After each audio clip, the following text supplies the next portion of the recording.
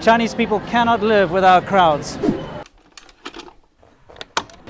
I'm not exaggerating.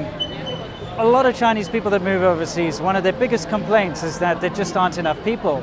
And it's not 热闹, which is something which basically means jovial or kind of happening. And I don't know how to really explain it. 热闹 means it's kind of like a warm, happy feeling that comes along with a lot of people and a lot of happening stuff. Now, I've been stuck in some crazy, crazy crowds before in China. And people don't seem to mind. I mean, in fact, if there's a crowd, that's where people go. And you find this with all sorts of things, like if there's a restaurant, if there's a line outside of that restaurant or that tea shop or whatever, that's where everybody wants to go. Because China is not an individualistic society, it's a collective society. And as such, people feel happier and safer in numbers, like a herd. And as you can see, by the way, shooting a new documentary, can't wait for you guys to see it. As you can see by looking around me, this place is just packed. And it's terrible weather out today. It's not the kind of day most people would go out, but you'll always find people here in Dongmen, the shopping street of Shenzhen. I really love it here. And this whole thing about crowds is what drew me to China in the first place. You know, it was 12, almost 13 years now when I first stood in this exact same spot.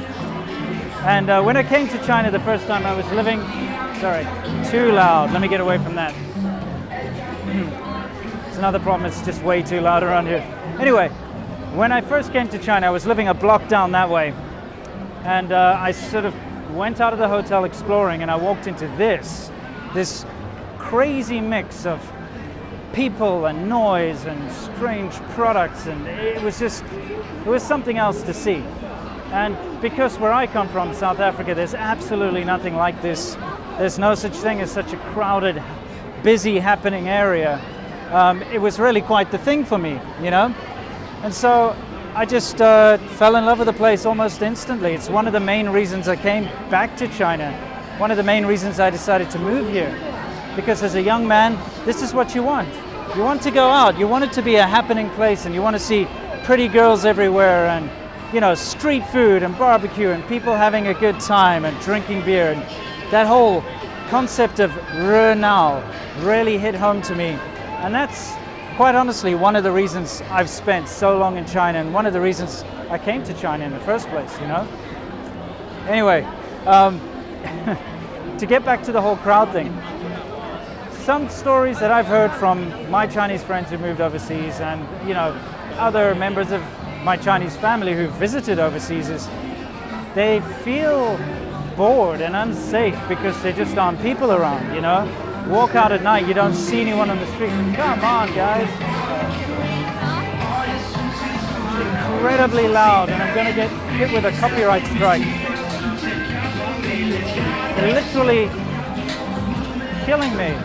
Anyway, let me get past that terrible noise. Not even a good song. There's another one.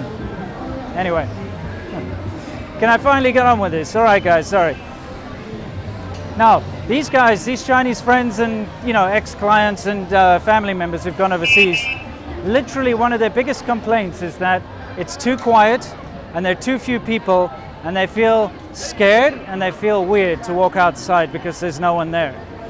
Whereas, for me anyway, it's the complete opposite. I love the idea of having no one around me sometimes, just to clear my head and just to be able to relax. And that's one of the big culture differences, is that Chinese people love this crowded, chaotic sort of miasma. I don't know how else to really put it.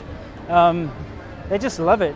And so don't be surprised, guys, if you take your wife, your Chinese wife, or your Chinese husband back to your country, be it wherever, Canada, Australia, UK, any one of those sort of Western countries, don't be surprised when they get really pissy because they have to drive to the shop and they can't just walk there amongst a sea of people, or you know, that they have to sit indoors, or you know, they can't just go out anytime to all this nonsense. They're not happy about that, because in China this is how it works. Everybody's out there, there's always people on the streets, you always feel like, you know, you're surrounded by people and things, and that's all I really want to say. Sorry for waffling on in this one, guys, but I'm basically doing a last minute. Hey guys, how's it going? Let's see a trick. Oh, yeah. Yeah, let's take a video, guys. Let's see you do something. Yeah. Hong Kong skater. Are you a Hong Kong skater? Very cool. Oh, very cool. Super cool, man.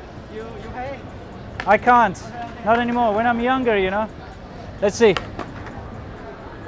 pay? 我不会，不会。OK。年轻的时候可以，现在不可以。我现在老头啊。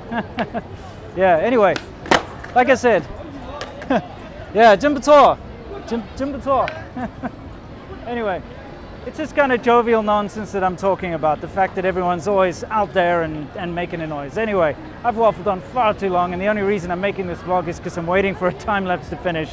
Hope you guys enjoyed it. Thank you for indulging me on this rather, different vlog. And yeah, it is one of the things I like about China.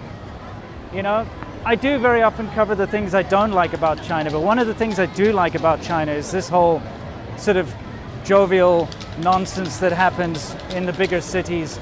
And even in the small cities, you'll always find one area of that small city which has got music blaring out of the shops and crowds of people and stuff. It's the Chinese way. So anyway, guys, I'll see you later. Thank you for watching. And just like those skateboarding kids, as always, stay awesome.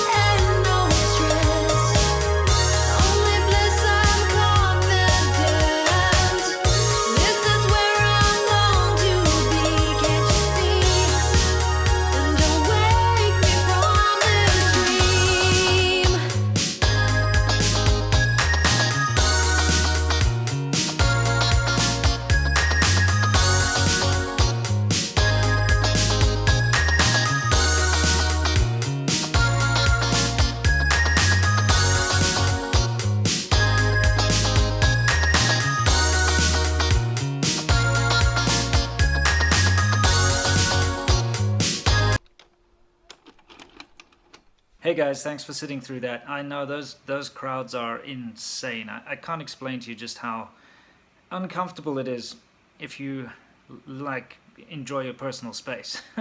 I took all of that at the 2017 flower market, which happens once a year, Chinese New Year. I refused to go 2018. My wife Sasha loves that stuff, and it's part of the Chinese culture. So I just said, nah, not this time. But this year, I'll be going again because I have to be fair. It is a big part of, especially the southern Chinese culture. What they do is they go to these big flower markets, as you can see there, and it's just a mess. It's kind of like a fun fair or something like that. People walk around and they buy all these different plants, and these different flowers and plants kind of all represent different things. And you'll buy certain plants for luck, and you'll buy certain plants to keep in the home, to bring you fortune and that kind of thing. But they sell hamsters and pets, and I've done a video about this stuff before, but it is a big sort of jovial thing. And you've got to understand that the Chinese New Year, which is coming up, by the way, it's going to be early February, and you can expect a lot of interesting videos about that from me. it's one of those things. It's kind of like Christmas for the West, and so it's a very important holiday. It's all about family, and a big part of the celebrations, at least down in the south, I know it happens in in other parts of China too, is going to these massive flower markets. But I tell you what, if you're smart, you'll avoid going to any of those places, unless you just want to check it out and see what it's all about, because it's crazy, as you can see. Anyway, thanks for watching, guys. It's always a pleasure having you along for my videos. Another one coming soon, and can't wait to see you in the next one. So yeah, stay awesome, guys, and yeah, see you next time.